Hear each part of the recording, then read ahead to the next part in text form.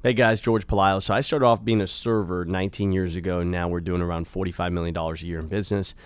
And in my business, I realized that there's three things that help me change and help people change. And it's A, B, C's. A, associations. I think that's the most powerful way of changing is to change the people you spend time with.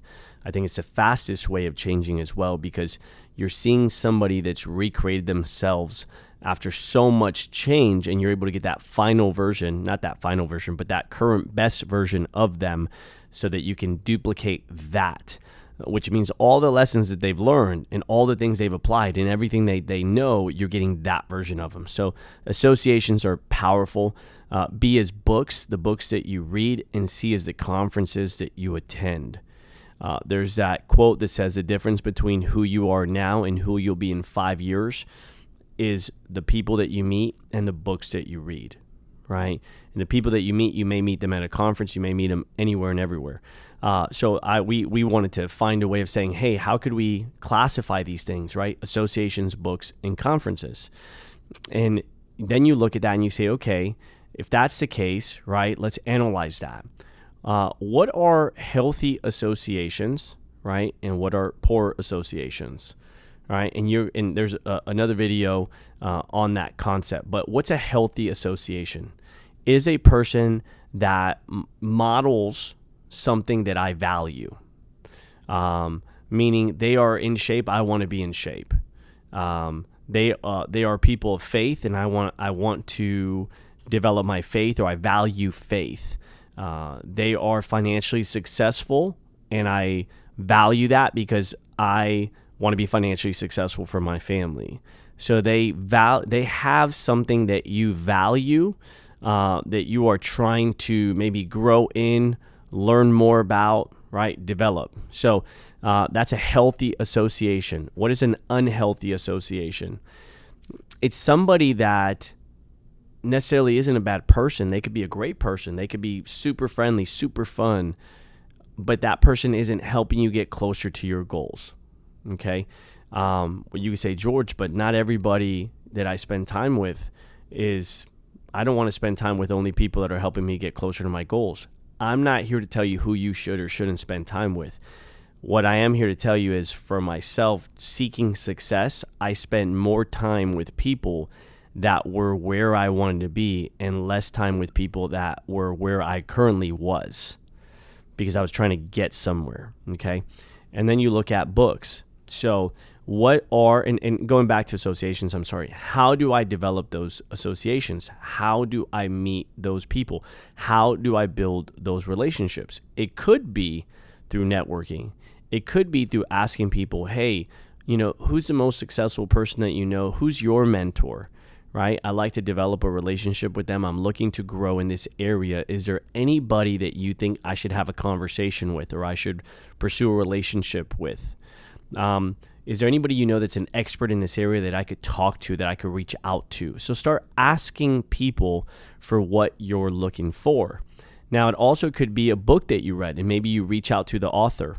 One of the companies that does consulting for us now, we met through an author of a book. Okay, and it's actually his consulting company. So you read a book on a topic that you're interested in, and you write that author a letter or an email. Many people don't do that. They don't reach out to that author. You would think that more people would, but not a lot of people do. So then you look at, okay, what areas do I want to get better in? There's so many books on those topics. So you go look at how many reviews are on that book per that topic. What are the top 10 books in sales? What are the top 10 books in leadership? What are the top 10 books in marriage? What are the top 10 books in conflict management? What are the top 10 books in marketing? What are the top 10 books in whatever area you want to get better in, right? And then sort them best, most reviewed, lowest, right? And you say, okay, cool, I'm going to read these books. Then there's lastly is conferences, right? Well, what do I want to improve in? Let me go find the top 10 conferences for that area.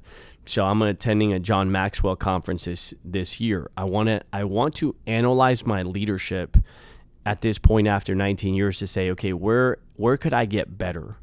Where are the gaps that I have? What are the reminders that I need?